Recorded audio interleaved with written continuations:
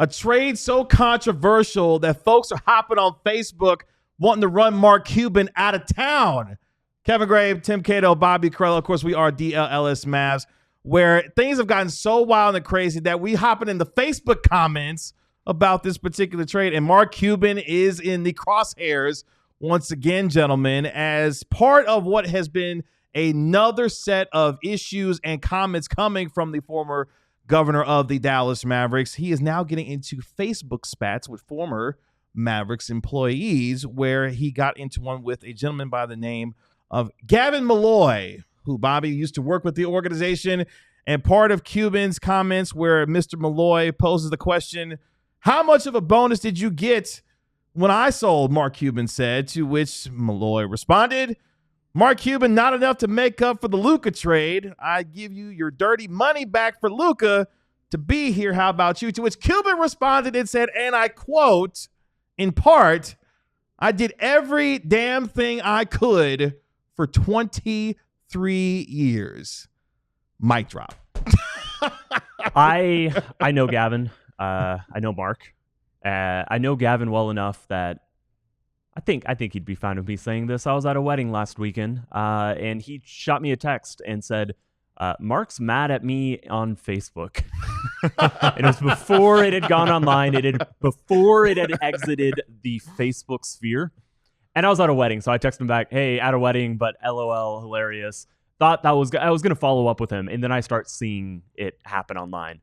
And I just can't, it's both surprising and not surprising at all that this trade has been so destructive to the Mavericks fandom, to the community, to the city, that Mark Cuban apparently found his Facebook password after however many years all of us it's been since we've actually logged Facebook, on. apparently. Did he find it, or he had somebody else find it for him? He had somebody else find his Facebook password so we could argue about it more. It's just, I can't believe, but I also can believe how much damage, how destructive this trade has been.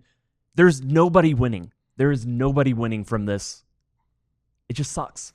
Yeah, so I worked for Mark. I worked at the Mavs for more than a decade. I've known Gavin. Gavin worked at the Mavs, I think, in like 2018 or 2019 until recently. And so, we spent a lot of time working together over the years. I know him pretty well. I saw this happening on Facebook live. Like, I check Facebook like once a week, and it was the top thing when I checked it. And it said, like, people are typing, and I'm like, oh, my God. Oh, my God. The algorithm is working. Yeah, it's working for credit. That's right. It was gruesome. I'm like, just stop. Just stop. Everyone just stop. Just log off right now. But, these are kind of my overarching thoughts, and then we can take this wherever we want to go. One of the things that Mark said is, did you feel this way about me whenever we won the finals? Did you feel this way about me whenever you got your bonus? And did you feel this way about me whenever you got your check every 2 weeks? It's one thing to win a championship. That's awesome. Thank you. And like we've said multiple times on the show, Mark has done so much good for the Mavs. There's also been a lot of bad. Some of it has been his fault on the floor and off the floor. There was a whole article in Sports Illustrated about what it was like to work at the Mavs for a very long time. I encourage you all to go read it. I am grateful for the opportunity to work at the Mavs. Without, divulging too much information about what you get paid in the NBA, it's not a lot of money. And the bonus that I received at the time, whenever Cuban sold the team to Patrick Dumont and the Adelsons, I received a bonus. It was very generous. It was based on your tenure and rank within the organization. I had worked at the Mavs for longer than Gavin, and therefore it's very likely that my bonus was larger than Gavin's. My bonus was incredible. I'm extremely grateful for it. It changed my life in many ways. But that does not buy silence. That does not earn undying respect, unwavering loyalty or any of those things. And also it really reinforced, like, whenever you work for an NBA team, and this doesn't just go for the Mavs, but working in pro sports in general on the team side, you're mostly not making a lot of money. It's mostly very difficult. It's long hours. It's very stressful. There are a lot of people that have worked at the Mavs over the years that have spoken out about the conditions and working in other teams and whatnot. There are a lot of people that haven't. And I would just say, be careful shaking the tree too much, because you don't know what else could come out.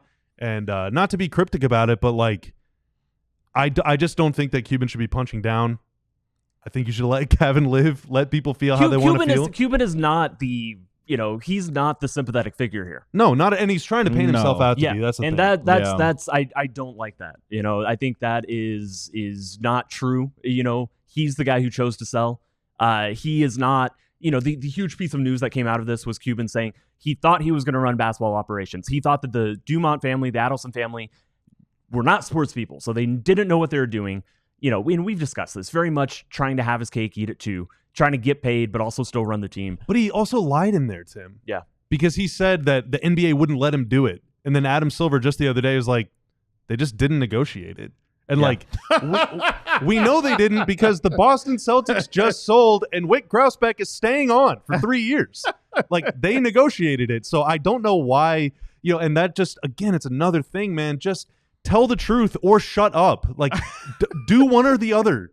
Stop lying because all you're doing, the truth always comes out, right? And all you're doing, if you're trying to earn sympathy, and then you turn around 2 days later and wait a minute, that guy just lied to me, and he's telling me to stop complaining about him. No, I hate that guy. If you sold something you owned, you own some things, right?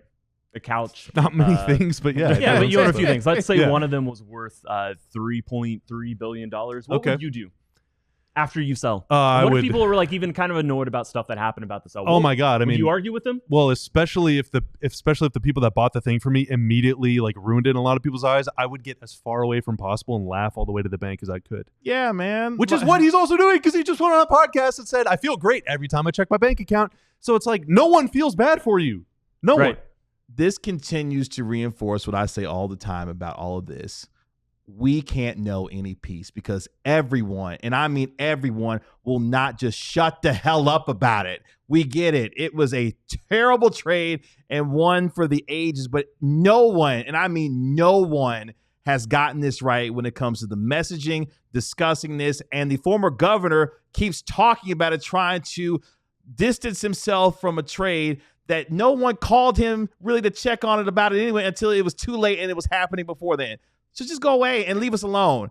Don't try to get out here and placate to us about what you did know, what you didn't know, how you feel about it now. It doesn't matter. Take your $3.5 billion, go away and go have some fun in the Maldives or go do something. Because the daily embarrassment, we go 0 days around here with no embarrassment. And look, Mark, it's all the time.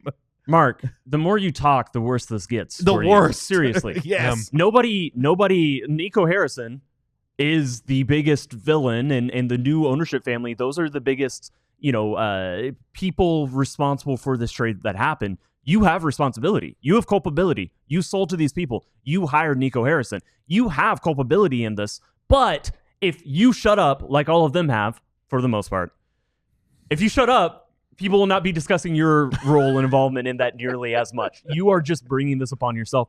And look, in fairness to Cubes, it is very true to his nature to never shut up. That is one thing that we know and appreciate. We know two things about Mark Cuban. He never would have traded Luka Doncic, and he will not shut up.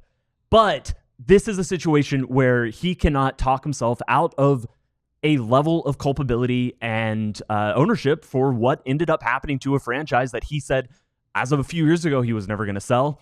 And this is something that came from him. This is something that came because he wanted, once again, he sold to an ownership group thinking he'd still run the team. Mm-hmm. That is ultimately what happened. And then it turned out he didn't run the team and something really bad happened not under his watch. You could have sold it to another team. You could have put someone in place that you thought you trusted more to carry on the stewardship of the Dallas Mavericks. Clearly, you didn't think that about Nico. You're saying it more and more brazenly as time goes on. So it's good fodder for us to discuss. But it's not vindicating you in any way. It's only making it worse. It is literally only making it worse. Because they hired a head coach in Jason Kidd who has a very long history of being a mercurial personality, and that's putting it nicely. Okay. He hired Nico Harrison to be the GM of a team, but really didn't want Nico to be the GM. He was like, I'm still the GM, Nico. You're just kind of helping get us in the room with some of these guys. You're the relationship guy. I'm the real shot caller. So you hired a GM that you didn't trust to be the GM. And then you sold the team to a group of people that you yourself admit don't know anything about basketball. and thought that And you were then going to run things opposite. go badly, and you're like, this isn't my fault. He Stop. thought he was going to run operations. We're trying off to find the guy that did this. Like, you got a banana suit on, dude. Just like, but it's fine because you're a multi-billionaire again. You have so much cash. You'll never know what to do with it. You would never be able to count it all or spend it all. Just stop talking. Just stop talking. Let people be mad. Let people be mad. That's all we want. We just want to be mad. Just let us be mad. Go peace. spend some time on an island. Let this all blow over while we just go back to living our lives. If there's one thing we learned, though, there are still people on Facebook. There are huge, Oh. huge day for Mark Zuckerberg. Another Mark. Oh boy, y'all just A different type of Mark. No, just stop talking. Just They're all everyone's- Marks right now, honestly. Yeah. Woohoo! We are DLLS Mavs, not Marks around here. That's for damn sure. Make sure you check us out wherever you get your podcasts. Free search DLLS Mavs, and make sure you like, comment, and subscribe to DLLS Sports. And don't talk like them. Y'all be good. Peace. See y'all.